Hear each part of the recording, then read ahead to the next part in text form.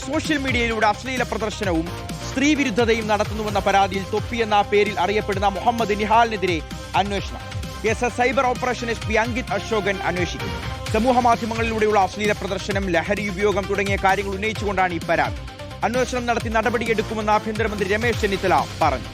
Sarath SSC വാർത്തയുടെ വിവരങ്ങൾ നമുക്ക് നൽകാൻ ചേരുകയാണ്. ശരത്, ഈ തൊപ്പി ഗ്യാങ് നാളുകൾ കുറേയായി ഇവരെക്കുറിച്ച് പലതരത്തിലുള്ള ആരോപണങ്ങൾ നമ്മൾ കേൾക്കുന്നു. അതിൽ മാരകമായ രാസലഹരിയുടെ ഉപയോഗം തൊട്ട് പോക്സോ കേസുണ്ട്, സ്ത്രീ വിരുദ്ധതയുണ്ട്, അശ്ലീല പ്രദർശനമുണ്ട്, അശ്ലീല പരാമർശമുണ്ട്.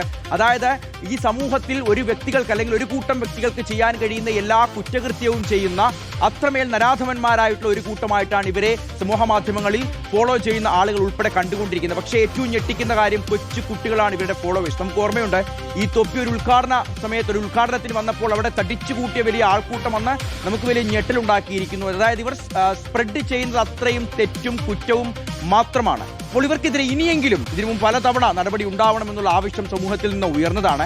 പക്ഷേ ഇത് വേറെ ഏതോ ഒരു ലോകം എന്നുള്ള തരത്തിൽ ഇവർക്ക് സ്വൈര്യ വിഹാരം നടത്താൻ ഇങ്ങനെ വിട്ടുകൊടുക്കുകയായിരുന്നു. ആഭ്യന്തര വകുപ്പോ അല്ലെങ്കിൽ ആഭ്യന്തരമന്ത്രിയോ പോലീസോ ഒന്നും ഇവരെ ശല്യപ്പെടുത്താൻ അങ്ങോട്ട് പോകുമായിരുന്നില്ല. പക്ഷേ അത് നാശത്തിന്റെ അങ്ങേ തലത്തേക്ക് എത്തിയിരിക്കുന്നു. ഇനിയെങ്കിലും കൃത്യമായ ഇടപെടൽ ഉണ്ടാകുമോ ശരത്?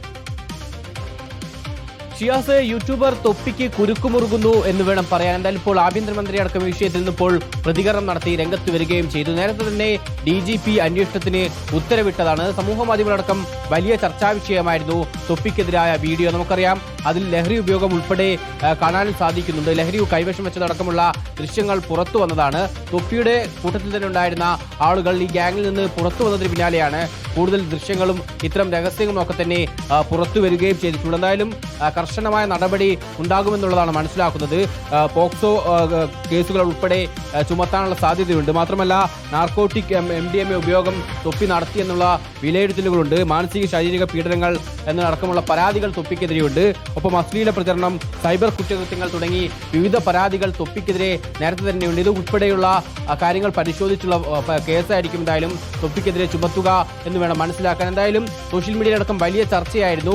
തൊപ്പിയുടെ MRZ എന്ന ഗ്രൂപ്പിൽ തന്നെയുള്ള സംഘത്തിൽ തന്നെ പെട്ടവരാണ് ഇത്തരത്തിൽ പിന്നീട് ഗ്രൂപ്പ് വിട്ട് പുറത്തു വന്ന സമയത്താണ് ഇതിന്റെ രഹസ്യങ്ങളൊക്കെ തന്നെ പുറത്തു പറഞ്ഞത്. പിന്നീട് സോഷ്യൽ മീഡിയയിൽ വലിയ ചർച്ചയായിരുന്നു. യുവതലമുറയെ വഴിതെറ്റിക്കുന്നതാണ് ഇത്തരം പ്രവർത്തികൾ. അതുകൊണ്ട് തന്നെ ഓപ്പറേഷൻ തൂഫാൻ അടക്കമുള്ള ലഹരിക്കെതിരായ കർശന നടപടിയുമായി സംസ്ഥാന സർക്കാർ പോകുന്ന ഘട്ടത്തിൽ ഇത്തരം ആളുകൾക്കെതിരെയും നടപടി കർശനമാക്കാനുള്ള ആവശ്യമടക്കം ഉയർന്നു വന്നിരുന്നു.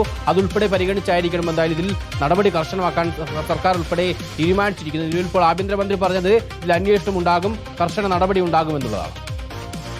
ശരി ശരത്, അപ്പോൾ ഈ യൂട്യൂബർ തൊപ്പിയുടെ MRC ഗ്യാങ് തല്ലിപ്പിരിഞ്ഞതിന് പിന്നാലെയാണ് ഈ പ്രശ്നങ്ങളൊക്കെ തുടക്കമാവുന്നത്.